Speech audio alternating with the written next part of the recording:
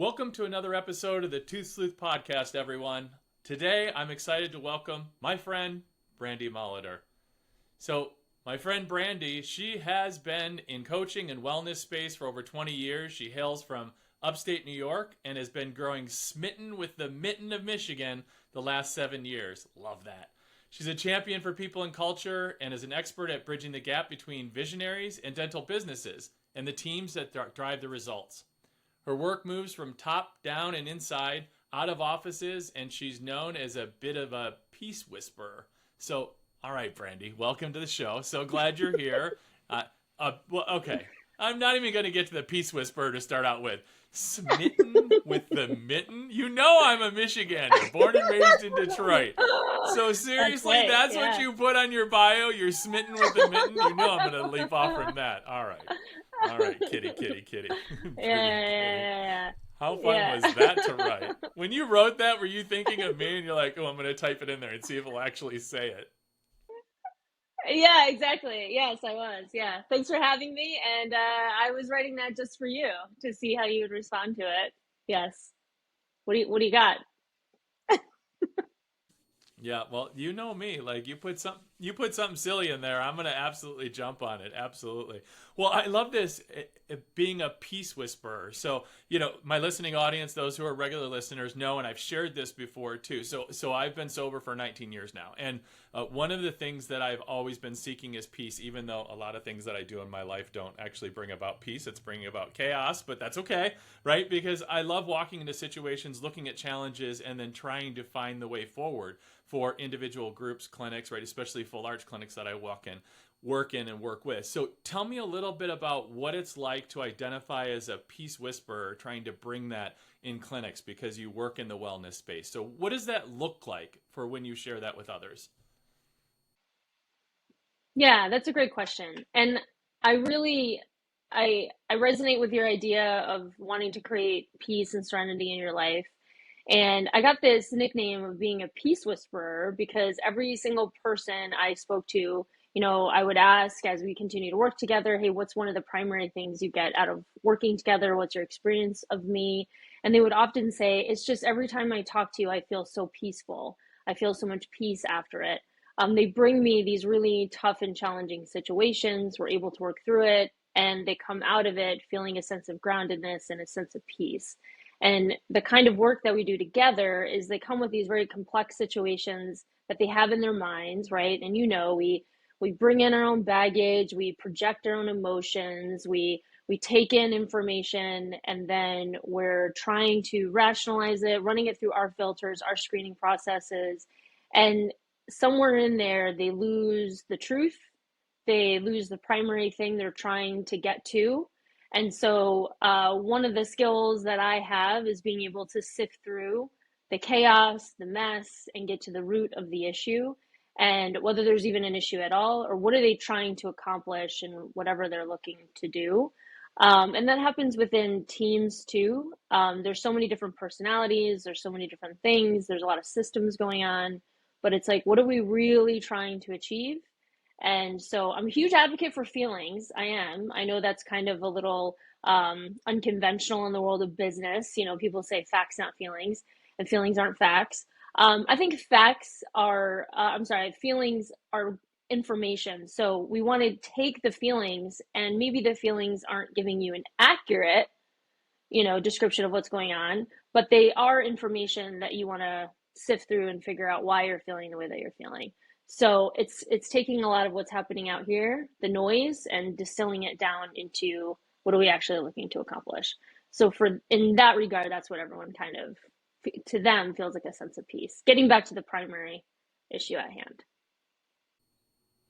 Yeah, I can appreciate that and really like that you shared that. So one of the things that I think of, right, in business, it's about the numbers, it's about the metrics, it's about results. And so I'm curious, especially in the dental space with the consolidation that's happening and DSOs and groups and whatnot. I'm curious, how did you migrate to the dental industry? Coming from a place of feelings, the first thing that came to my mind when we first met is like, you're in the wellness space and you're all about, the feelings, the touchy feely crap. Like, why wouldn't you just go into like into like that area and that realm and leave it outside of dental? So I'm curious how like the match between dental and what you do, because there's a tremendous amount of need, right? There's a place for heart and feelings in dental, right? I know, like, I'm kind of silly and crazy, but also you can see a lot of heartache, and especially through transitions. And I want to talk to you about transitions as well in dental, and what happens when there's a sale of a practice of a clinician who's been working for 20, 30 years, because I'm sure that that's a pretty traumatic episode that happens with individuals and employees. But I'm curious, first of all, tell my listening audience and share with me, because I don't know that I know your origin story of how you migrated into dental. Yeah, so I was living in New York City, because I'm originally from New York, and so I was at the time doing a lot of personal development work, and I was in the holistic wellness field, right? And I was an active coach, working with people on their overall wellness, and I have the holistic approach, right? So mind, body, spirit connection. And a lot of the people that I was working with, time and time again, one of the primary issues in their life was their job, right? Their place of employment, how they were being treated at work, their relationship with their boss, their relationship with their direct manager. And you can't exactly green smoothie your way to health when you are in a toxic work environment, right? Or any kind of abusive relationship. So seeing the correlation between the impact of somebody's place of employment and how it was impacting them, their overall health. And so my mind, I'm very, very highly skilled in operations and strategy. So I'm always trying to get to the source. I'm always trying to get to like the root cause of something. And so I kept thinking, all right, well, I got to go to the leaders and the business owners, because I really was able to see that they have a direct impact on the people that they're working with. And a lot of people in management, in business ownership, and all those things, they're human beings, and if they're not doing their inner work, it trickles down to their company and the people that work for them, right? And so I was in this personal development course, and this woman was sitting next to me, and this is how long ago it was. She was freaking out on her BlackBerry. I remember it was like click, click, click, click, click, click, click, click, click, like with her fingers, because they had that elevated keyboard. And I was like, what is going on? Like, you're really stressing me out. Like, and she's like, oh, we have so many coaches or so many clients and not enough coaches. And I said, well, who do you work? What kind of clients do you have? And she goes, oh, well, they're dentists. And I was like, I don't really know much about dentistry. And she said, no, no, no, it's not on the clinical side. This is more on the personal development and the business side. And I was like, tell me more. So super long story short, I ended up going and working for this company. And I rapidly went from entry level coach to helping run the place. And all the while, I got to see in the world of healthcare that a lot of people were being providers of health, but also suffering themselves, right? Like, they were really suffering emotionally, mentally, spiritually. It was trickling down to their teams. People were going to see them to get healthy, to get well, and they were struggling internally. So we all know this now. I think if COVID taught us anything too, the impact of wellness on healthcare workers and how that can translate to them. And they're the ones trying to take care of us, right? So I became really fascinated with the world of dental, also really getting to see the impact of a healthy mouth and how that affects somebody's overall health. Got really involved in that, in the oral systemic connection, which I was really fascinated about. And that is when I really was able to see too the intricacies of team development, their relationship with the owner and doctor, and how that works too, because it's a very different dynamic than I think most places when we talk about leadership and the team. Dentists typically, have a very unique personality, mindset, and the teams often are very far from that mindset, like just in a different house altogether. So bridging that gap became kind of an obsession of mine, and how we can make it work. So that's how I got in the world of dental. And I've been in it ever since. I didn't go into it on purpose. I've tried to segue out a couple times, but I keep getting looped back in, and I really, really enjoy it. It's been an absolute blast, and it's been a really great journey. But yeah, it found me. So, and I've been really grateful for it and the impact that we've been able to create together. Yeah, love that you're sharing that, and I'm curious, and so I want to go back to the question that was I was prefacing before.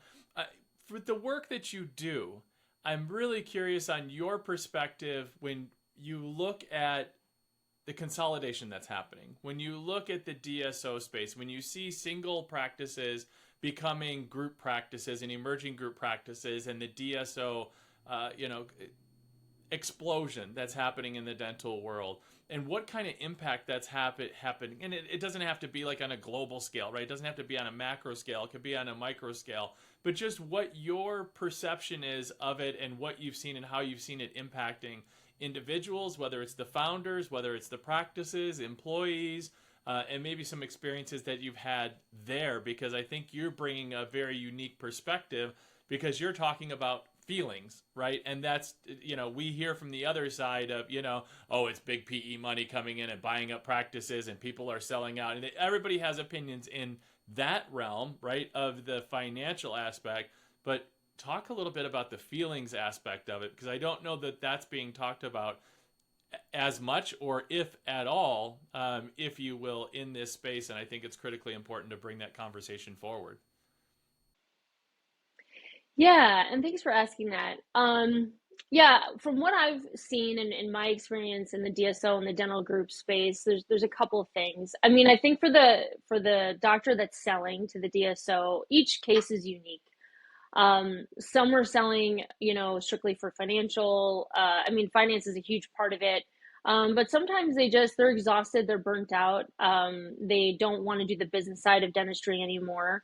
They don't have anyone to pass their legacy on to. You know, there's a variety of reasons. And I think during that phase as well, it's a very emotional process for the owner doctor to prepare to sell. I've seen time and time again that it really does become the identity of the owner. And for them to be able to let that go and turn it over to somebody else and really see somebody manage it in a way that they may not have managed it if they were still running it. That in and of itself is a very emotional process. And then it's also important to create a new future to live into. So I'm actually working with somebody now who's in the process of selling.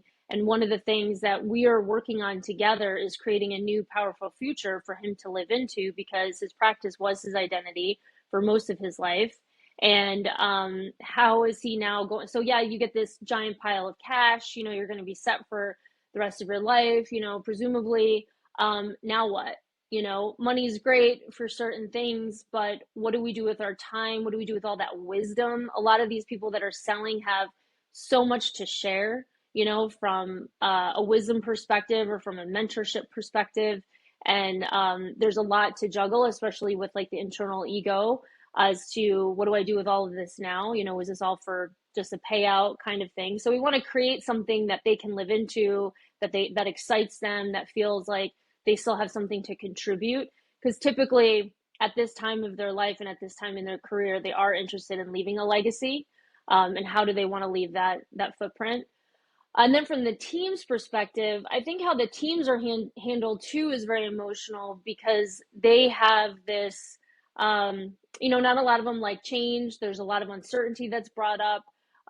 You know, are their benefits going to be the same? Is their pay going to be the same? Are they going to be let go? Are their job roles going to change? There's a lot of that. And then also having to navigate from kind of being a mom and pop shop into now working for a corporation. Some people really resist that right off the gate, right off the bat, and they have a really hard time trying to not be in direct communication with the owner like they would if they're working for the owner doctor typically.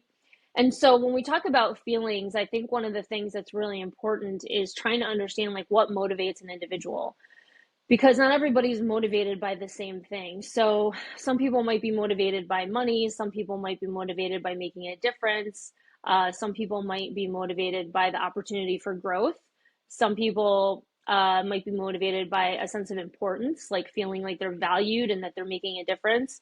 And so it's really important to sit with each individual and have these conversations with them so that you can really see like what is it that they want, what is it that they're looking to create in their career, and then building something out where they too can live into a future. So they feel nothing's for sure, nothing's ever for certain. We can't like there's no 100% guarantee, but we can try to get close into creating a future for them that they can get excited about and motivated about, and they can see the upside of it. And I also think it's important for people to have that information up front and then also be invited into the new experience instead of being told, hey, this is what we're doing, and it's kind of forced upon them. Sometimes it's kind of like saying, Greg, if I was going to, if I was having a party and I thought about inviting you, and then I was like, oh, Greg won't come, so I don't even invite him. And then you hear about the party and you say, hey, why didn't you invite me? And I say, well, I figured you weren't going to come. And you say, well, yeah, I wouldn't have, but it would have been nice to at least have been able to say no, like at least be invited. So it's kind of that mentality where it's like, just give them the invite. They're probably going to say yes anyways because they might not want to look for a job right now, but at least give them the opportunity to say yes. There's a lot of nuance in how to communicate effectively to people that so often gets overlooked, especially with these big purchases, because so many people go into it through the lens that they see life. So the owner doctor is going through it with the lens of a business person, an entrepreneur, or an accountant is going through the lens of the accounting of it, right? A bit, somebody who's just strictly business is going through the lens of like, how is this going to look business wise? But you need the person that's really looking at the feelings, the soft side, the communication to the entire team, because you're not seeing it through the lens of, maybe your $15 an hour employee that's a mom of two and her husband's about to go on a leave of absence, or their partner's about to go on a leave of absence for a surgery, and you didn't know that, and they're juggling daycare and all these other costs, and all of a sudden they feel like the rug's being pulled out from under them. That kind of nuance, to just sit down and have a conversation with them, can go a really long way. Well, and it's interesting that you talk about what you do when you're talking about selling to, a sales, a transaction with a DSO. And there's so many in the industry that work on the acquisition side, right? So on the buy side, and I've spoken with, I don't even want to tell you how many, that either don't touch the sell side or they have worked on the seller side before. And to a person, I hear it's so difficult. And I was just speaking with somebody a couple of weeks ago and said it's such an emotional process that they really don't work with the sell side anymore. And it's what you're talking about. And I've been to many DSO meetings, and they talk about, from the buy side, that they don't really inform the employees that it just happens because they're too discouraged, because from, the founder, the person that's selling, if they do inform team members that they could lose key people and it could disrupt or even put the kibosh on the sale, and it's a big financial transaction and it's too big of a risk. So I appreciate that you're sharing about, inviting to the party, right? Letting them know that this potentially could happen, because you're not hearing that, right? It's more of a, nope, it's a quick flip of a switch. And then there's of course, there's an onboarding team with DSOs when they do make the purchase, and that's helpful. But it's also that welcoming them onto the team. So talk to me a little bit about what that looks like when you're trying to integrate new team members that may have part of a family-owned, family-operated, and now they have this new opportunity in a corporate setting, which could be very jarring because they may not have gotten any information leading up to this sudden change, sudden transaction that happened. Yeah, and I think oftentimes, human beings, as complex as we are, we're also very simple in some ways. We want to have our basic needs met. And for a lot of team members, I've noticed is there is the fear of, kind of big brother or all these changes happening, but there's also the upside. My motto always is there's an upside and downside to everything, you know? So the upside a lot of times is that they now have access to more resources, right? So there might have been things that they wanted to implement or shift, software, technology upgrades, maybe better benefit packages, maybe people in HR to handle some of the icky, tough conversations that they weren't able to have before, maybe a little more professionalism, you know, maybe they are looking forward to that, like a handbook, stuff like that, so there's things that they are really looking forward to. So it's speaking to that and speaking to the upside. and then trying to hear them and understand them and validate their fears and concerns, and not say, no, it's not really going to be like that. Because the reality is that it is, I mean, it is going to be more corporate. They probably are going to be driving more production. They're going to look to sell more dentistry. They have to, what does that look like? And how will that experience be? So it's tailoring the conversation to that individual person so they can really see how they can benefit. And then I'm a huge advocate for empowering people with choice. Like I said, give them the choice. Is this something that you want to participate in? And they either do or they don't. And at least early on.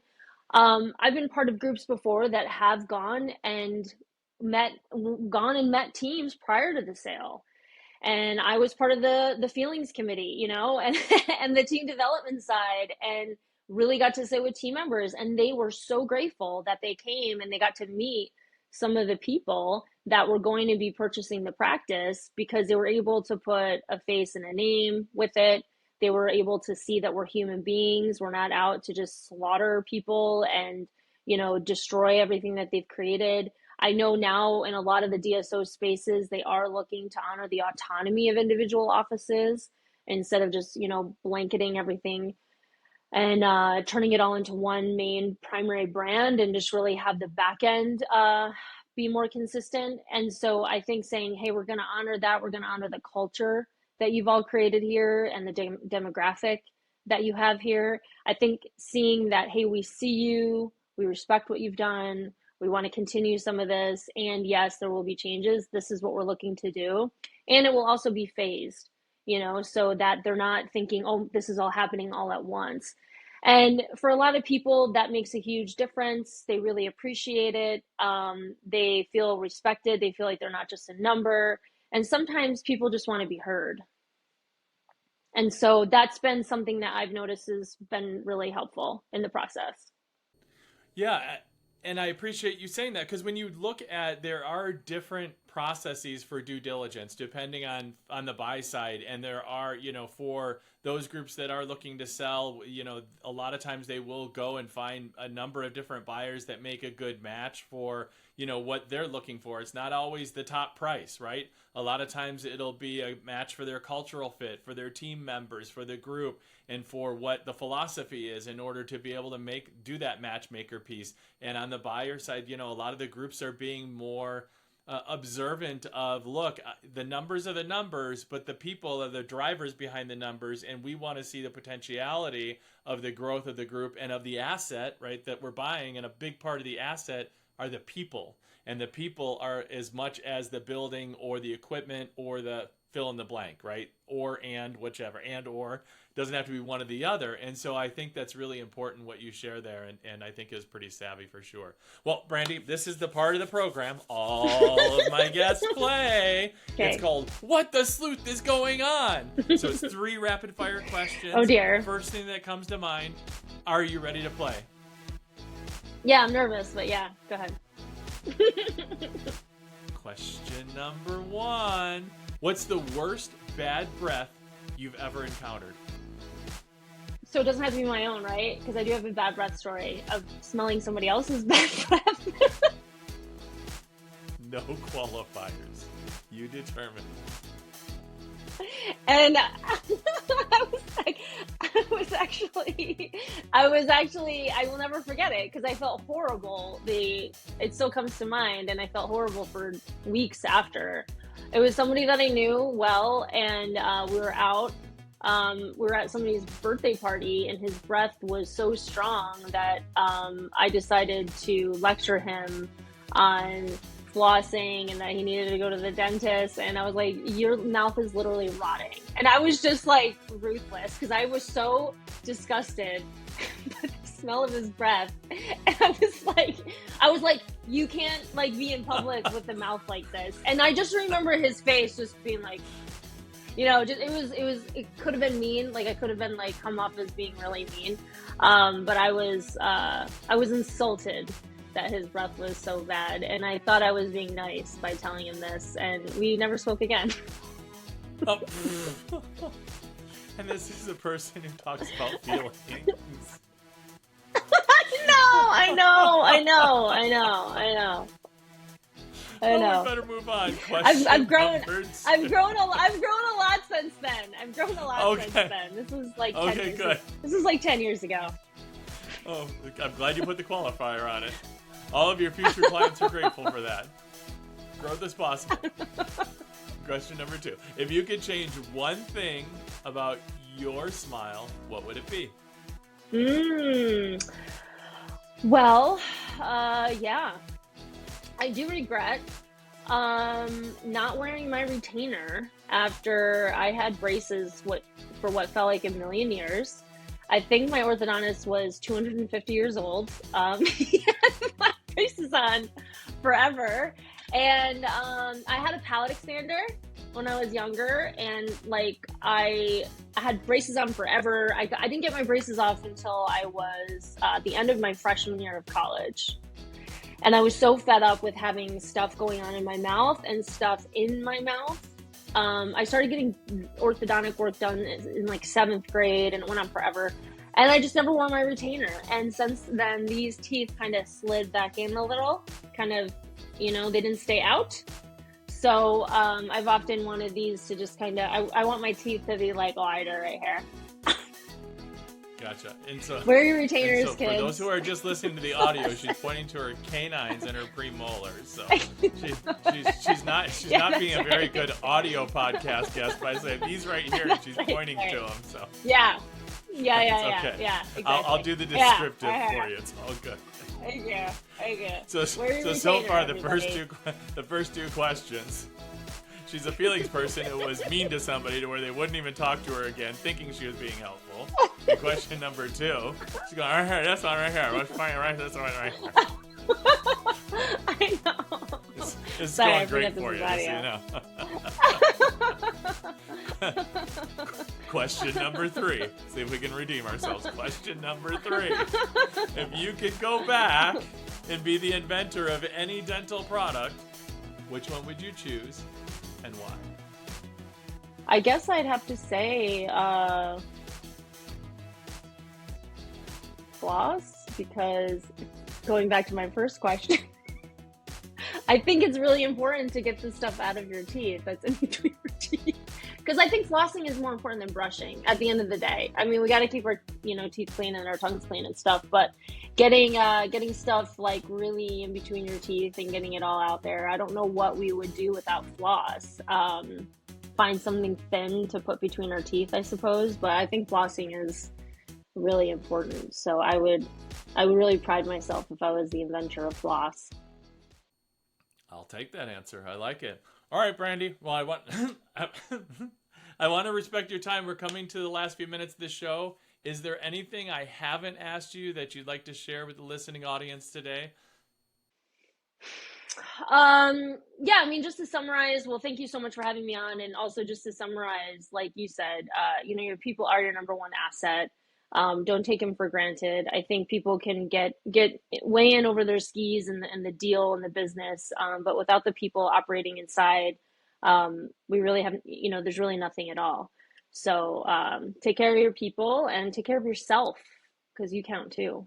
So.